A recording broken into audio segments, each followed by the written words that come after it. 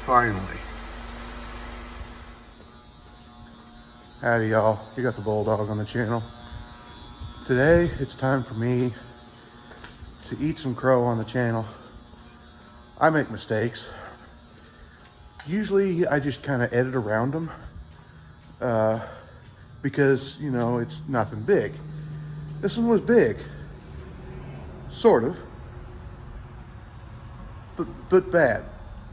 Now it's going to be a word of warning, and I'm going to have to put a disclaimer on one of my old videos because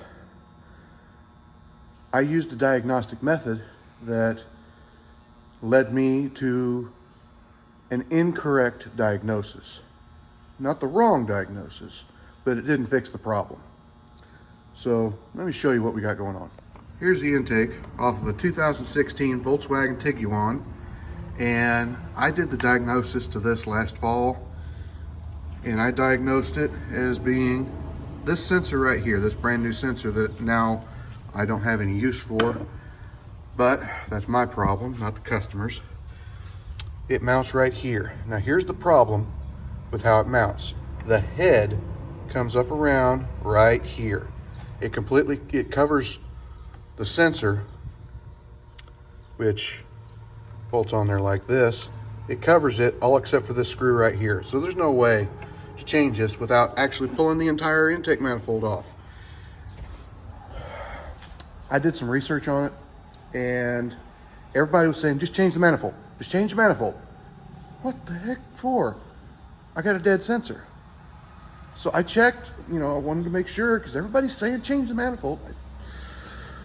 I don't see why I got to put a $300 manifold on whenever it's a $70 sensor. And then I thought I was doing the right thing, and I was not spending money that we didn't need to. Sometimes as mechanics, we want to, oh, go ahead and do the whole thing. You'll regret it if you don't go ahead and do the whole thing. Well, I'm regretting it. I really am. And the customer needs to understand that maybe we know something you don't. Those people that were telling me to change the manifold, they knew something I didn't. And they actually said, it's broken. Don't worry about it, it's broken. So I tried to check it. This is what this manifold does. This sensor right here, it goes on this flap valve right here. And it has this vacuum actuator over here, and it moves the valve. Now everybody said, this thing breaks. So when I pulled it, before I pulled it off, I had my computer hooked up to it, and I was actuating this by hand. And I had no data at all out of the sensor. Nothing, dead, zero. So I thought, well, okay, we got a dead sensor. And I pulled it off, but just to be sure, now I can see those flappers, and I moved them. And I actually grabbed hold of the flappers and I wiggled to make sure the shaft wasn't busted or slipped in here or something like that. Something stupid. But as you can see here, this will focus. I'm moving this. Oh, come on, focus. There we go. I'm moving it. And this thing is moving. After I installed the new sensor, after a while, the code came back. So we were trying to check it. And I did the same thing. I pulled off that actuator and I rotated it. Well, now we had data, but the data wouldn't return to zero. It would move, but it wouldn't return to zero. What the heck is going on? Here's what I found. Now, when I checked this, I was holding onto this and actuating this. What I failed to do is I failed to hold onto this while moving this, or vice versa. Watch this flapper. And I'm gonna grab this with my pliers here. You see that flapper's not moving. This end broke in the shaft around here, and this here is being held in place It's not cocked off to one side. It's not even wiggling. There is zero outside indication that there is a problem there. It rotates. If it doesn't have any load on it, it looks perfectly fine.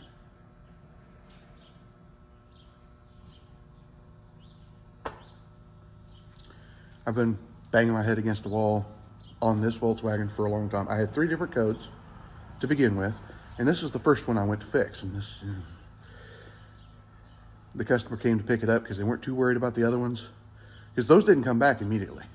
Well, it was an intermittent noise they had in the motor. It came back when they picked it up. It ended up being timing chain tensioner. The tensioner was stretched out all the way. Timing chain was still flapping. That was the noise that it had. And sometimes it wouldn't make noise and sometimes it would. That was a high dollar repair. You know, a lot of time involved, just because I wasn't planning on that, and then I had to work it in. Then I got that all fixed. All the noise is gone, and that code for the cam sensor being, not reading quite right, but reading, well, that's gone now. So that was that problem. And then it also had a code in it for uncontrollable RPM. Now, that usually means vacuum leak. And I'll show you what we found there. Another misdiagnosis. That's why I didn't film any of this, because whenever something starts doing this, I stop filming, because I need to know what I'm doing, and everything is completely different. Completely and utterly different. We have to screw up quite a bit, because, we got to learn a lesson. I try to tell the younger ones that, and they just don't want to listen. Well, okay, learn the lesson the hard way, because I still have to learn my lesson the hard way. This is, well, they call it an oil separator. It's a PCV valve. Now, what it has is manifold vacuum comes in here, and it pulls a little bit of a vacuum on the engine so that any vapors will be sucked into the engine and burnt again. It's got a tube coming out here, going over to the air tube, and it has holes down into the crankcase. Now, if something is bad on this, it'll have a little bit of a whistle. And I've talked to you before about the Chevy motors that you have to replace the whole valve cover, and it was cheaper just to get a valve cover. This cost 3 times as much as that valve cover, this piece right here, because it's Volkswagen. Now, this cap here, I noticed that they sold a repair kit for this. This cap here comes with a new diaphragm. Here's the old diaphragm. This is no longer rubber. Hard as a rock. And I tried cleaning it right here to see if it would seal better. It was only running like 50 RPM higher than it should have, but it's enough to set a code. I cleaned this off. I smoked it. It had smoke coming everywhere. I bought this because it was $40 compared to $250 for the whole thing. And guess what? Just like our sensor that I showed you over there, I should have just bought the whole thing. The customer didn't get it back this time. We're gonna have to eat that. But this valve right here doesn't seat correctly on this one. I tried cleaning it off. As you can see, it's cleaner than everything else. I tried cleaning it off, but there's no way to test this. It leaks. It's got a bleed here. It's got a hole here. It's got a metered bleed hole here. It's supposed to leak, but it's supposed to leak at an exact rate, and there's no way to test it. No way. Maybe there's a machine they have to meter it, but they just put a new part on. I was looking at what everybody else has done to kind of gauge my chances, and all over the billboard, most of the time, you know, they were replacing this, and that's it. Sometimes that took care of it. I went and saw some YouTube videos where this was split, and that was the problem. So, I mean, this one does not look good at all. It like I say, it's hard as a rock, will not seal. The one we got was a rubber diaphragm. It worked great, but it didn't change anything. Well, it changed it. It brought the RPM down about 25 RPM from where it was. I cleaned the throttle body on this thing to make sure all that was good. Reset the throttle body. These are the ones that make you just bash your head against the wall, because I've never seen one before. I've never seen one of these engines before.